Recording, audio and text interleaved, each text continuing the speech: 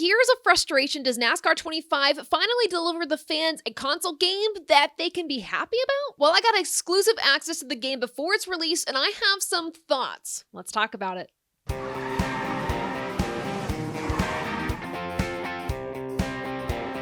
Listen, it's no secret that NASCAR fans have not been happy with the recent console releases from NASCAR. They've been underwhelming to say the least. So when I got early access to NASCAR 25, I was eager to figure out if my questions have been answered. Can NASCAR deliver a console game that the fans will be happy about? And after spending some time behind the wheel, I have some thoughts. From gameplay to customization to career mode and online racing, here's everything you need to know before spending your $60 on this game. Before we dive into the video, a few important notes. One, I was given a Gold Edition code by iRacing to review the game ahead of time. However, this video is not sponsored. This is my true, unfiltered thoughts as somebody who loves NASCAR games and as somebody who's felt burned by the NASCAR games over the past few years. The second point is I'm only a few hours into this game, so there are some things that I might be leaving out, some things I haven't gotten to yet. So if you feel like I missed something, definitely let me know in the comments below. The third thing is I have a lot of notes on this game, and I want to be as accurate as possible, so I'm going to be looking over here a little bit to look at my notes, just as an FYI.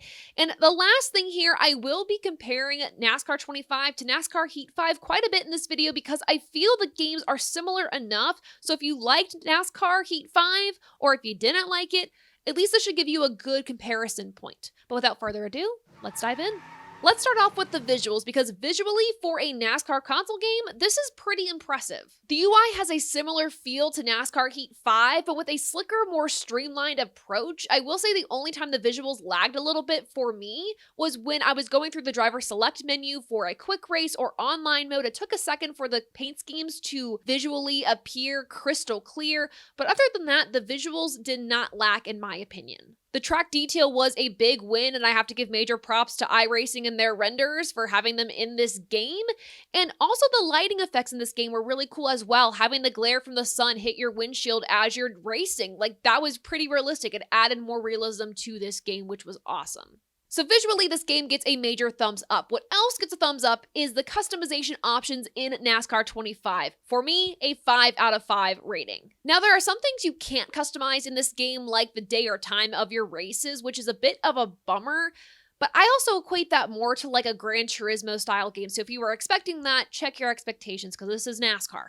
But you can tweak literally almost everything else. The car setup, AI controls to controller preferences. Whether you're on a controller or a full sim rig, there are options. I personally race on my Logitech G29 rig, and I didn't have a lot of issues with it. I'll get to that in a second why I hesitated there.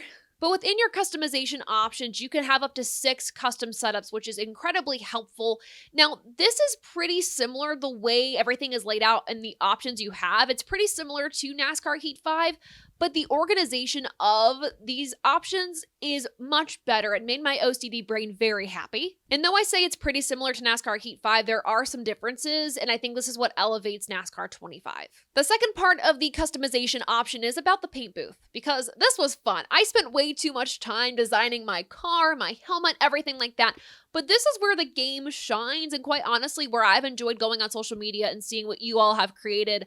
It's been so much fun. This game makes it way easier to customize things like your car, your helmet, your fire suit, and your team hauler to the way you want it. The interface to do this, much more helpful. The options of how you angle certain sponsor logos and things like that, much better. I thought this was way better than in games past. I also felt the logo or sponsorship options for your custom car and fire suit and stuff like that were pretty good. I saw some people online saying they weren't the best, they weren't that expansive. I thought it was okay. Granted, I also had my car have Lionel, Liquid Death, Hellmann's, like all my favorite companies were on my car. So like, I'm not one to complain. I was happy with it.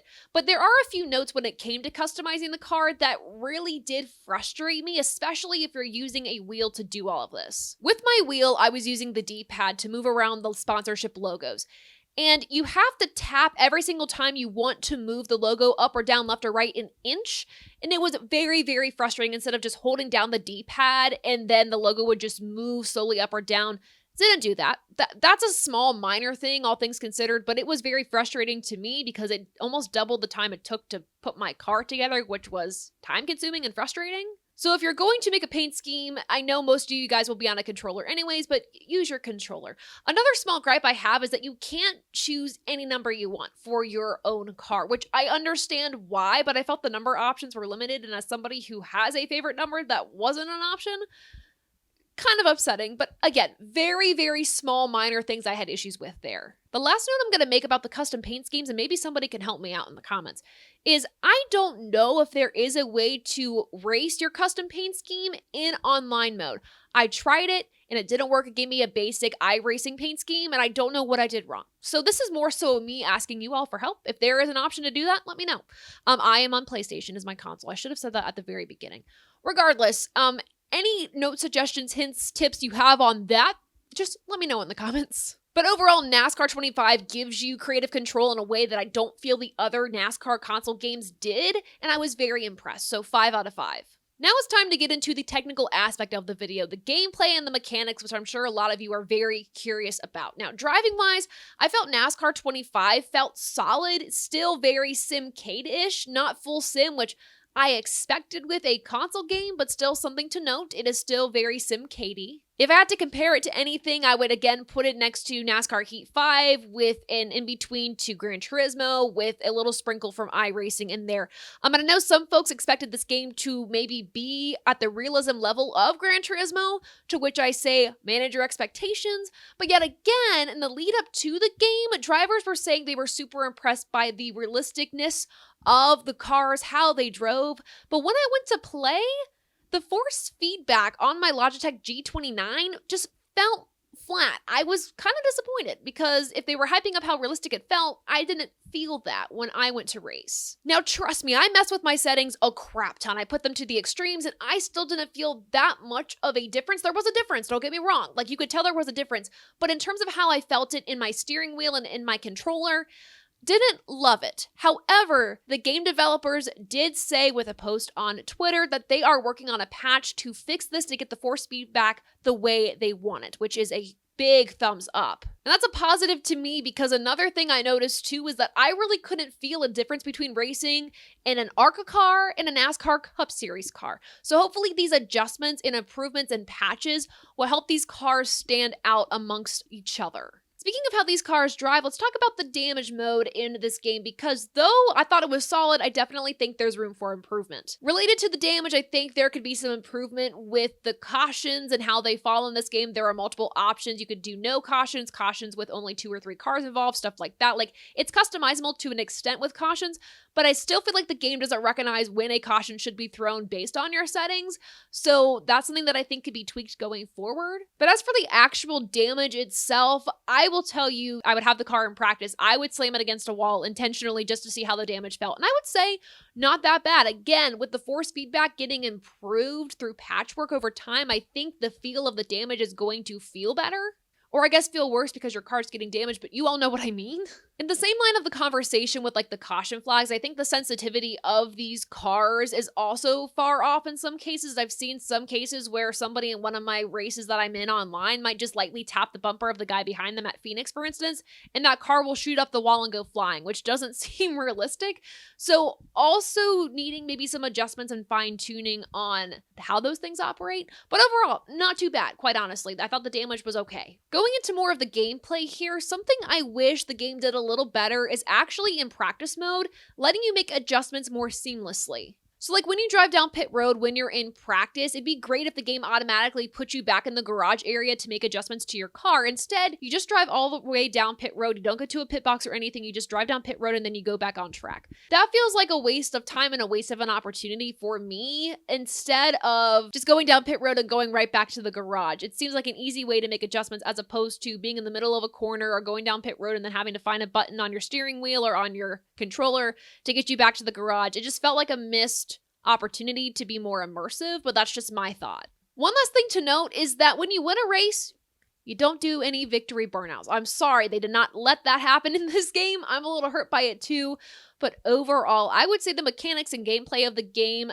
prior to its launch to the public on the 14th of October, I'm going to give it a 3.5 out of 5, which I think honestly is solid for a game pre-launch, knowing that they can make adjustments and patches. So overall, not too bad. Let's dive into the different modes of this game, starting with championship mode. Now, to be fully transparent, I haven't had a ton of time in championship mode, but it's a nice bonus. I do really like it. You can run a full season championship or a championship with select groupings of tracks. You can do like the Crown Jewel tracks and races, which by the way, they did include Bristol Night Race as a Crown Jewel track. For those of you who argue that it's not, the game included it there, so ha. But I think something like a championship mode adds value, though I do miss challenge modes that were used in the older NASCAR games, but I honestly don't think it would have fit in what this game was trying to be. So I understand that, I respect it, we move on. Online mode is where somebody's perception of this game could be taken really well or really poorly. Honestly, for me, I had a good time in online mode. Not gonna lie, I'm gonna give it a 4 out of 5. Lobbies are simple to join, and you can see the difficulty of each race, each lobby before you decide to race there, which I think is awesome. You can tell right off the bat essentially how messy and chaotic and or how respectful, hopefully, a race is going to be. Now, one thing I wish was different about these lobbies is I wish there was a countdown or a timer or something to signify when a race is about to begin, so you're not waiting in a lobby with like 36 or 32 drivers in there just waiting for the host to start the race, and after 10 minutes they still haven't started it. This is a situation I ran into and it was very frustrating. So maybe a timer or a countdown system or something so a race that you're waiting for actually begins, but I also understand it is on the host to start the race when they want to start it. So I understand that. Call me impatient, but whatever, we move on. But once you're actually in the race, the server held up well for me with my Wi-Fi. It was all good, clean, fun racing. Again, I'm still unclear if you can use your custom paint schemes in the online server. Still don't know that. But overall, the online gameplay is what you'd expect from a NASCAR console game. But I definitely think it's a bit elevated from like NASCAR Ignition and other things like that. So I was pretty impressed by it. Moving on to career mode, which I'm giving a 4.5 out of 5. It, quite frankly, outside of the customization options of this game, is my favorite part of the game.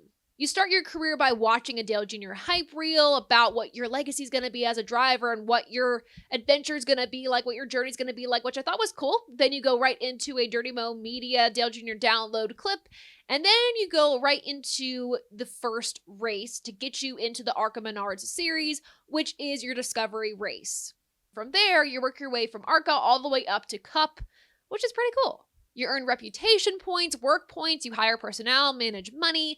It's a mix of story and management that's actually fun and, again, not as overwhelming as I think it was in games past. I also wanted to highlight the social media aspect that was added to this game too. Kind of reminds me of like a NASCAR Rivals type situation, but it adds in media personalities that we're used to seeing on our Twitter feeds. Jeff Gluck, Matt Weaver, Bob Pockrass, which is really neat to see like my peers in a video game. That's so cool. In seeing those big journalists and all these drivers like tweeting about you in the game and how you're racing them, like adds to the realistic value of this game, and it makes those reputation points that you earn mean more and feel like they matter more. And trust me, your competitors aren't afraid to really dig into you if you race them bad. Trust me, some of the comments I've seen online that people have screenshotted from their game, whew, it's fun. It's really cool. But career mode really captures the grind of working your way up through the NASCAR ladder, which I thought was really cool. It rewards working on your car, rewards good racing, etc. I thought it was a great take on career mode and NASCAR console gaming.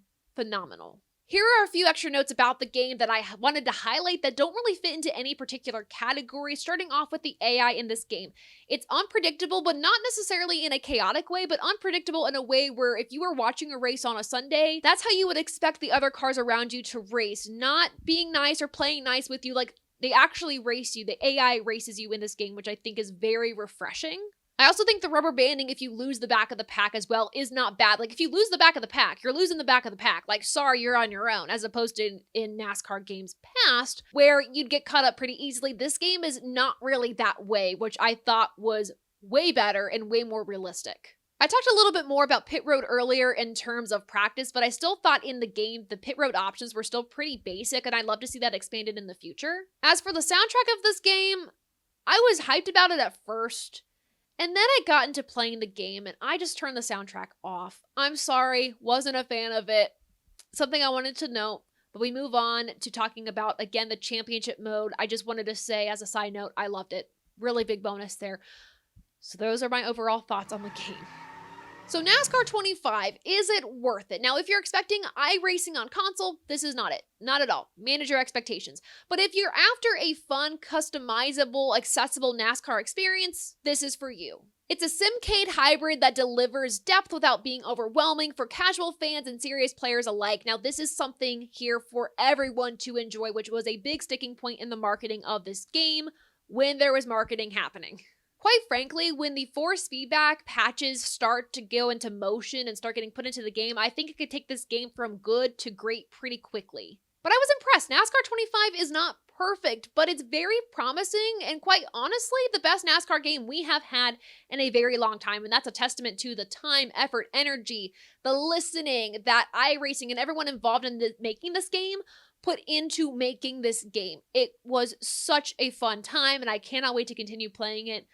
Literally probably after this video. Have you played the game yet? What are your thoughts? Let me know in the comments below. And if I missed anything in this video, definitely let me know that in the comments below as well. But for more from me here and from our team at ATYL Media, make sure to go to AboveTheYellowLine.com and follow us on all social media platforms. But thanks so much for tuning into this video. And until next time, I'll see ya. Bye.